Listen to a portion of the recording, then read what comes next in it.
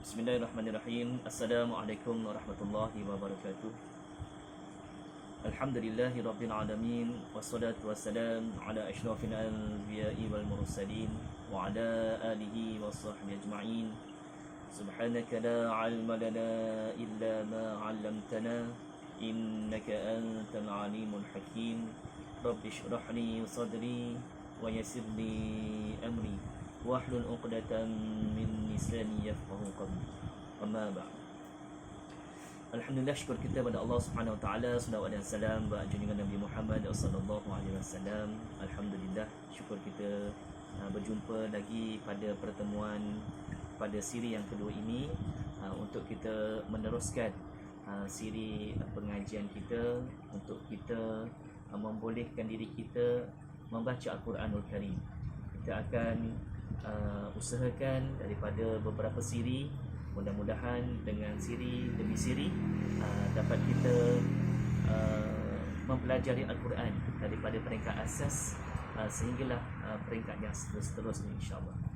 Pada hari ini kita ada sedikit kelainan situasi kalau dalam siri yang pertama di waktu siang kan, dan sekarang ni di waktu malam. Inilah situasi malam di kawasan kampung. Sebelum kita masuk isi pelajaran kita pada waktu ini, mari kita tengok dahulu anak-anak yang mungkin tak biasa kawasan kampung. Itulah motor, ada motor lalu depan kan. Itulah situasi. Cuba tengok kawasan kampung dia yang keadaannya agak dekat-dekat gelap. Cuba tengok. Tu ada angin, ada mendung di sekarang ni. Kalau nampak ada cahaya-cahaya, itu adalah cahaya kilat di waktu malam. Dan situasi yang agak tenang di kawasan kampung.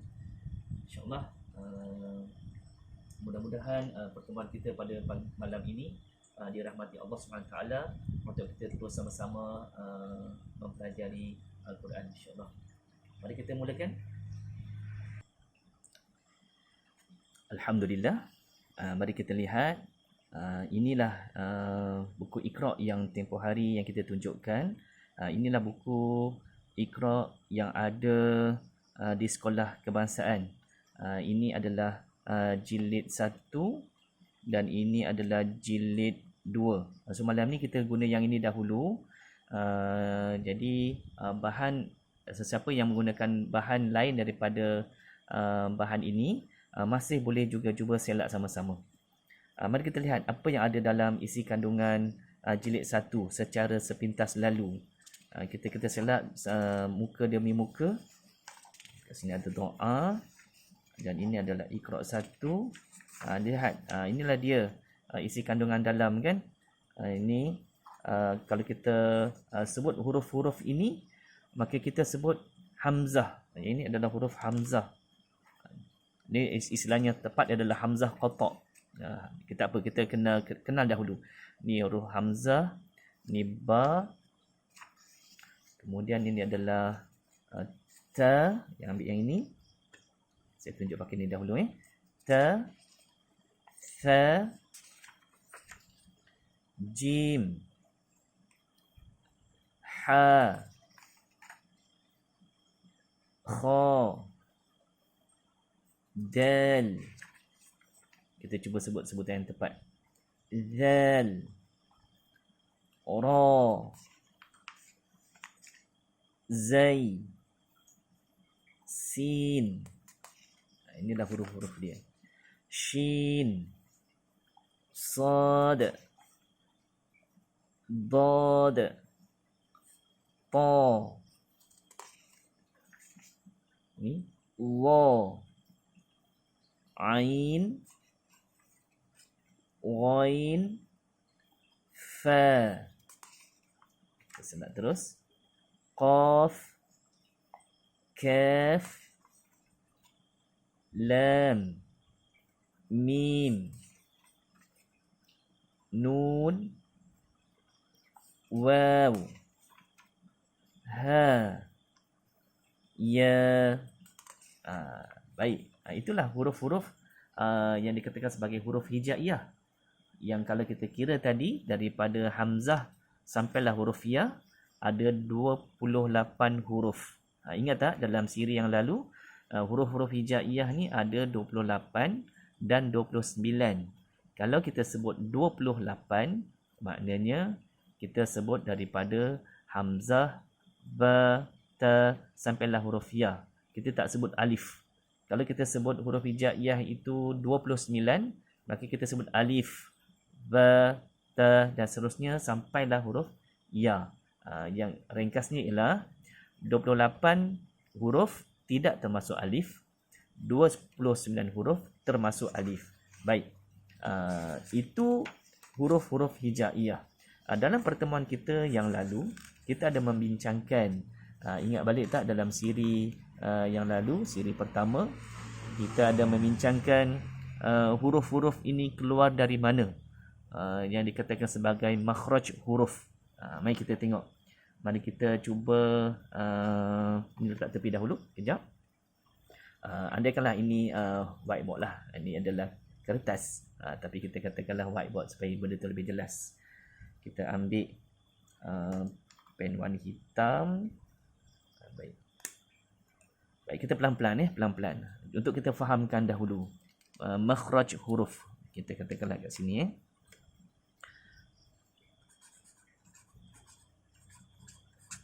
makhraj huruf.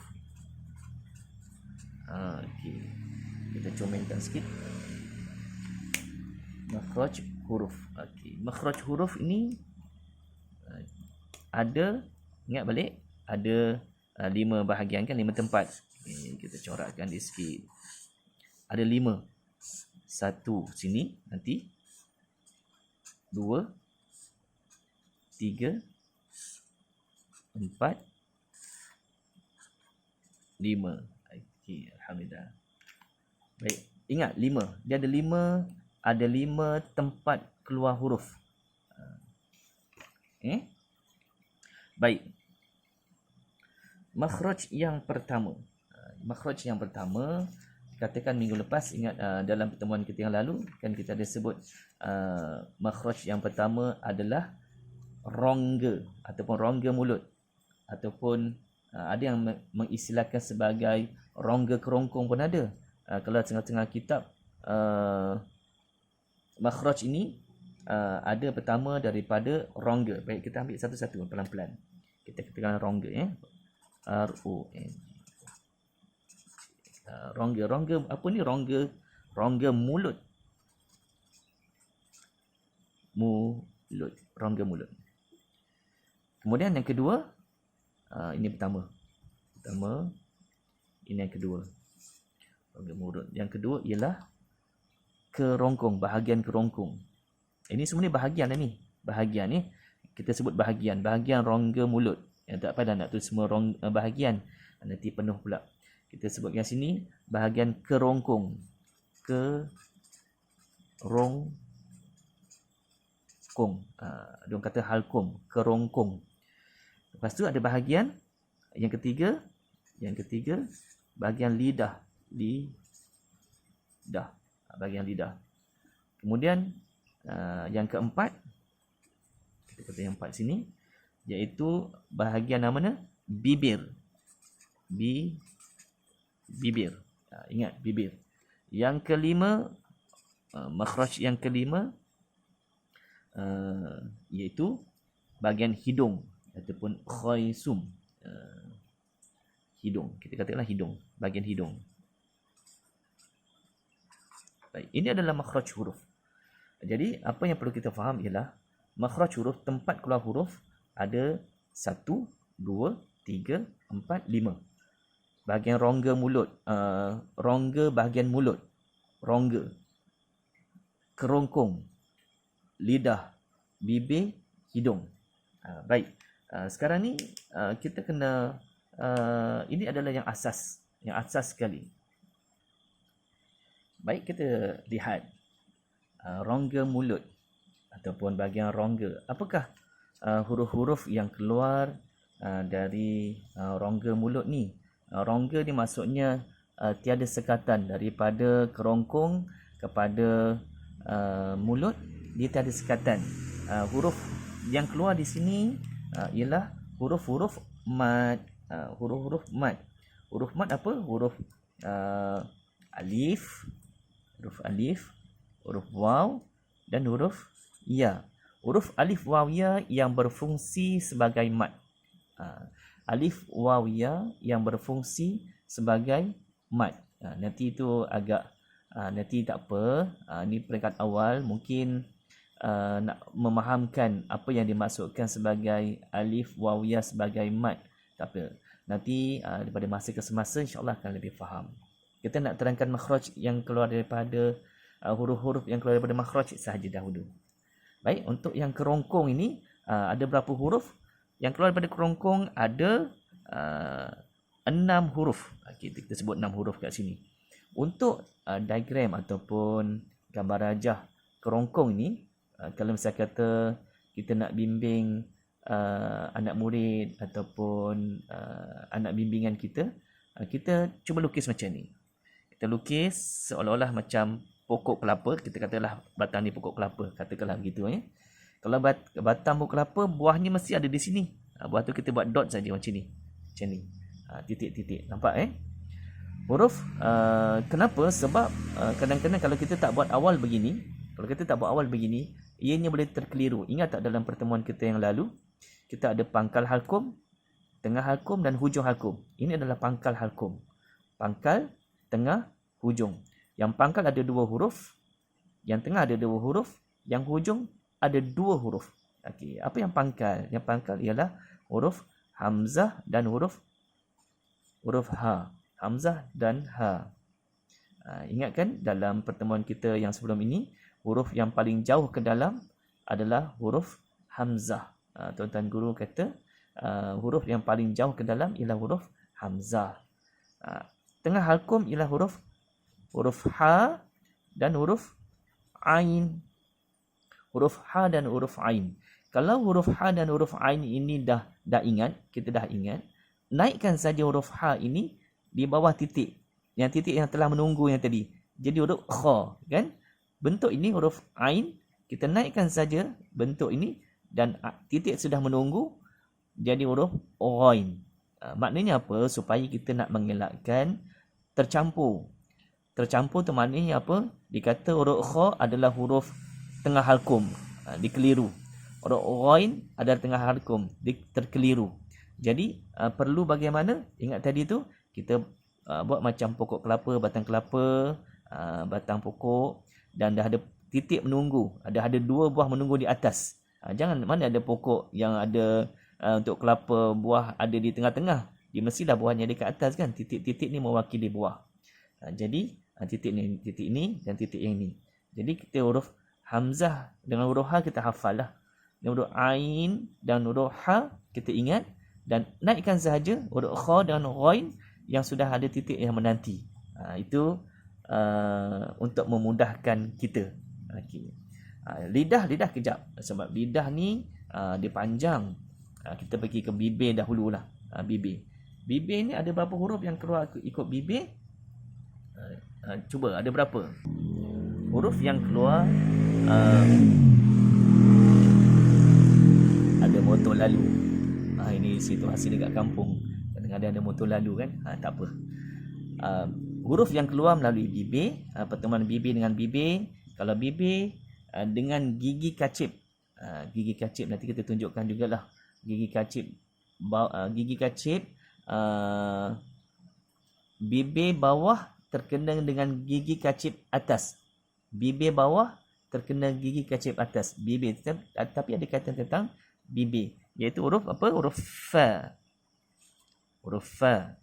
Kemudian kalau bibir dengan bibir, dia akan keluar huruf ba, ada huruf waw dan ada huruf mim. Okey, ada berapa ni? Ada 4 kan? So ada 4 kat sini. Tadi yang sini ada 6. Ini tadi ni yang rongga mulut alif waw ya, huruf mad ada 3. Baik, kita bagi yang senang-senang dahulu. Hidung ataupun khaysum. Hidung ini ada 2 sahaja, ada 2. Iaitu sesuatu yang dengung, yang ada hunnah, iaitu nun bertanda sabdu dan satu lagi huruf mim bertanda sabdu. Okey. Jadi kalau kita kumpulkan semuanya, yang ini adalah huruf mad, ini adalah huruf hunnah, huruf dengung. Jadi yang terkumpul di bahagian bawah ini, dekat sini ada 6 dan dekat sini ada 4. Di sini ada 6, di sini ada 4. Jadi ingat kan, huruf-huruf hijaiyah yang kita nak bincangkan sekarang ini ada 28 huruf. 28 huruf itu akan terkumpul di bahagian kerongkong, lidah dan bibir. Jadi sekarang ni untuk kerongkong dah ada 6. Untuk bibir dah ada 4. Jadi kalau kita campurkan, ini semua ialah 10. Betul? 10 kan? Jadi berbaki berapa kalau 28 tolak 10? Tentulah di sini ada 18. 18 huruf yang keluar ikut lidah. Kan? Banyak ni kan? Banyak huruf yang keluar ikut lidah. Baik. Jadi macam mana kita nak dapatkan 18 ni? Kita ingat dengan tadi tu.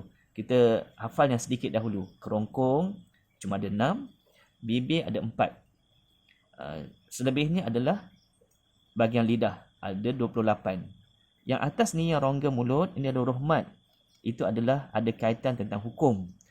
Ini juga yang hidung ada kaitan tentang hukum. Tapi makhraj huruf yang dikatakan huruf-huruf, 28 huruf adalah bahagian kerongkong, lidah dan bibir. Baik. Mari kita bahagian lidah pula. Kita fahamkan bahagian lidah. Kita ambil kertas yang baru. Kita ambil kertas yang baru. Kita letak sini. Baik. Kita katakanlah, saya buat melintang biar nampak besar sikit. Katakanlah ini lukisan lidah. Lidah. Besar lidah ni. Katakan lidah. Lidah ini, ingat kan, dia ada pangkal lidah. Saya cuba gunakan warna lain. Kita katakanlah ini adalah pangkal lidah. Kita katakanlah ini pangkal lidah. Dan ini tengah lidah. Ini adalah hujung lidah. Okay. Ini katakan tepi hujung lidah. Dan kita ada tepi lidah. Ini ada tepi lidah, ada kanan dan kiri. Ini tepi lidah. Baik. Ulang balik ya. Ini pangkal lidah. Lidah kat sini, yang hujung kat sini. Ini pangkal lidah. Ini tengah lidah. Hujung lidah. Tepi hujung lidah. Tepi hujung lidah. Ini tepi lidah. Sepanjang tepi lidah. Nah, itu yang ada dalam lidah. Jadi, dekat sini pangkal lidah. Apa huruf yang keluar di pangkal lidah? Huruf yang keluar di pangkal lidah ada 2 huruf. Ada 2 huruf yang keluar daripada pangkal lidah. Yang itu sekatan berlaku di situ. Sekatan banyak berlaku di situ. Saya nak gunakan pen warna lain. Kita ambil dah warna apa yang belum. Kita ambil warna ni. Ambil warna merah lah. Ambil merah. Okay. Baik. Merah sama pula dengan color tu. Kita ambil warna biru. Okey, ini adalah huruf qaf. Huruf qaf dan huruf kaf. Di sini pangkal lidah. Nanti macam mana kita nak mengesan, nanti kita akan maklumkan lagi. Kita nak kenal dulu ianya huruf tu berada di mana. Sekatan itu banyak berlaku di mana. Itu huruf qaf dengan kaf di pangkal lidah. Tengah lidah iaitu huruf ya, huruf shin dan huruf jim. Okay. Kita ambil yang senang-senang dahulu. Huruf tepi lidah ada 2 makhraj, iaitu huruf dad. Kat sini huruf dad ini dia ada 2 makhraj. Nak guna yang kanan boleh, nak guna yang kiri pun boleh. Itu kelebihan huruf dad ini, ada 2 makhraj. Tepi lidah kanan ataupun tepi lidah kiri yang menyentuh pada geraham atas kanan ataupun menyentuh geraham atas kiri. Okay. Tepi lidah. Tepi lidah dia ada, ini hujung lidah. Tepi lidah dia ada huruf nun, huruf ra dan huruf lam. Macam mana nak ingat mungkin terfikir nak ingat macam mana ni? Ada cara nanti nak ingat. Ada cara. Baik, huruf hujung lidah. Tak apa, kita pelan-pelan dahulunya. Hujung lidah ini lidah ini yang paling hujung dia boleh bergerak ke atas, boleh bergerak ke bawah, boleh bergerak ke tengah. Kan begitu kan? Hujung lidah ni maknanya, hujung lidah ni, saya ambil pakai pen yang tajam. Tak apa, pelan-pelan pelan-pelan. Hujung lidah maknanya apabila lidah tu terangkat ke atas, dia naik atas. Hujung lidah tu ke atas boleh. Hujung lidah ni ke tengah pun boleh. Ke tengah tu maksudnya di antara gigi kacip atas dengan gigi kacip bawah. Dan lidah tu boleh juga ke bawah, menyentuh di belakang gigi kacip bawah. Baik. Apa huruf-hurufnya? Kalaulah hujung lidah ini naik ke atas. Saya ambil marker pen.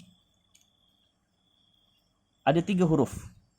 Iaitu huruf dal, kemudian huruf ta, ikutlah, ada orang ikut susunan, ada orang sebut ta dal ta, boleh. Huruf ta. Baik. Huruf ta dal ta. Huruf ta dal ta ialah hujung lidah dia naikkan ke atas, terkena kepada pangkal ataupun gigi kacip atas kita, pangkal gigi kacip atas. Hujung lidah yang ke tengah. Sebenarnya huruf ini juga, ini nak bagi kita faham, nak mudahkan kita ingat. Cuba tulis ini juga. Kalau dah hafal huruf 3 ni ke atas, tulis balik. Tadi tu ta, dal, ta, tulis balik. Cuma bezanya ialah tambah saja semua titik. Jadi huruf tha. Dal jadi huruf zal. Ta jadi huruf la. Kan senang tu. Ta dal ta atas. Tukarkan saja ta dal ta tapi tambah titik. Tha zal la. Dia sebenarnya macam tu supaya kita ada masing-masing ada ikut kaedah masing-masing lah. Tapi untuk memudahkan kefahaman ataupun mudahkan kita hafal, kita ambil kaedah, salah satu kaedah ini. Lepas tu yang seterusnya iaitu mana huruf yang belum ada lagi. Huruf yang hujung lidah ke bawah. Iaitu huruf ra, sin, huruf sin dan huruf apa? Huruf sad. Huruf sad. Huruf tadi apa? Huruf zai. Titik belum ada. Huruf zai. Jadi dekat sini cuba kira balik. 1, 2, 3, 4, 5, 6, 7, 8, 9, 10, 11, 12, 13, 14, 15, 16, 17, 18. 18 huruf. Betul tak tadi tu? Ingat tak yang tadi? 18 huruf untuk yang lidah. Ingat balik tadi ni? Yang lidah ada 18 huruf. Jadi kalau kita campurkan, semuanya mesti dapat 28 huruf. Tak apa. Sekarang ni bukan nak bagi pening. Bukan nak bagi pening. Tetapi nak bagi faham dahulu. Sebab huruf-huruf ini, dia ada yang keluar mengikut makhrajnya. Tadi kita bincang apa? Ni tajuknya agak berat sebenarnya awal ni. Tapi bukan nak bagi pening, nak bagi faham dahulu. Ada rongga mulut. Itu huruf mad. Pada huruf yang keluar daripada kerongkong ataupun ada orang sebut halkum. Pangkal halkum, tengah halkum dan hujung halkum. Kemudian kita tadi terus ke bibir. Ada 4 huruf. Huruf fa, huruf ba, huruf waw dan huruf mim. Dan ada yang seterusnya adalah lidah, ada 18 huruf. Yang kita campurkan kerongkong, lidah dan bibir mesti ada 28 huruf. Yang tadi ni hidung adalah sesuatu yang berdengung. Bila nak dengung mestilah huruf nun tanda sabdu, mim tanda sabdu. Ini adalah makhraj huruf yang perlu kita faham, yang perlu kita ingat di mana kedudukannya. Manakala yang tadi ini adalah lidah, pangkal lidah, tengah lidah, hujung lidah, tepi hujung lidah dan sepanjang tepi lidah. Tepi lidah kanan dan tepi lidah kiri. Itu ada 18 huruf dekat sini. Sebenarnya bukanlah huruf itu keluar dari sini. Maknanya lidah ini dia melakukan sekatan. Sebagai contoh, kalau pangkal lidah, bukanlah huruf tu keluar daripada pangkal lidah. Kita kena lakukan pangkal lidah dinaikkan ke atas. Ak, ak, ak, ak. Pangkal lidah. Maknanya sekatan yang keluar daripada rongga mulut kita banyak disekat melalui pangkal lidah. Begitu tengah lidah, begitu juga dengan tepi lidah, huruf dad ni, l, kita akan lidah tu akan dibawa ke kanan atau dibawa ke kiri, menyentuh kalau dah ke kanan ke geraham atas kanan. Kalau kiri, geraham atas kiri. Kalau tepi hujung lidah tu diangkat ke atas. Hujung lidah tepinya akan lahir huruf nun, huruf ra, huruf lam. An, ar, al. Hujung lidah ke atas ada 3, ke tengah ada 3, ke bawah ada 3. Kalau ke atas huruf ta, dal, ta. Ke tengah, maksudnya ke tengah antara gigi kacip atas dengan gigi kacip bawah, dia berada di tengah-tengah. Sa, zal, la. Kalau lupa huruf ini, ingat huruf ta, dal, ta, bawa saja ke sini tambah titik. Jadi dal, kalau tambah titik jadi huruf zal. Huruf ta tambah titik jadi huruf sa. Huruf ta tambah titik jadi huruf za. Ini ada yang senang untuk kita ingatlah. Ya. Pada huruf zai, huruf sin dan huruf sad kalau lidah tu diturunkan ke bawah. Ini adalah perbincangan makhraj huruf. Makhraj huruf. Alhamdulillah. Okey, baik. Macam mana? Berat ke? Kalau berat, ringan dahulu. Kita berehat dahulu. Nanti insyaAllah dalam pertemuan-pertemuan kita yang akan datang, kita akan sambung lagi. Hari ini lebih kepada makhraj huruf dari segi apakah huruf-huruf yang terlibat. Jadi malam pun sebenarnya sudah agak larut sebab rakaman ini dibuat pada waktu malam. Maka rasa cukup dulu untuk malam ni. Cukup dulu untuk siri yang kedua ini untuk kita memberi faham makhraj huruf secara ringkas sebenarnya. Ada pendetailannya lagi. Tapi cukuplah dahulu untuk kefahaman awal kita. Ya, insyaAllah. Jadi mungkin tadi ada yang terlepas nak tengok lagi waktu malam. Sekarang ni kalau ikut jam, saya ada jam kat sini. Ini sekarang ni pukul 12.52. Dah malam ni. Ada dekat pagi dah ni. Okay, jom kita tengok apa yang waktu pagi di sekitar kampung masih terang macam tu lah. Kadang-kadang ada orang lalu lalang. Itu biasalah. Tadi macam nak hujan. Hari ni okay, nanti dalam pertemuan kita yang lain, insyaAllah kita akan bincangkan lagi tentang sambungan-sambungan seterusnya. Jadi insyaAllah cukup dulu untuk malam ni, cukup dulu untuk pertemuan kali kedua ini.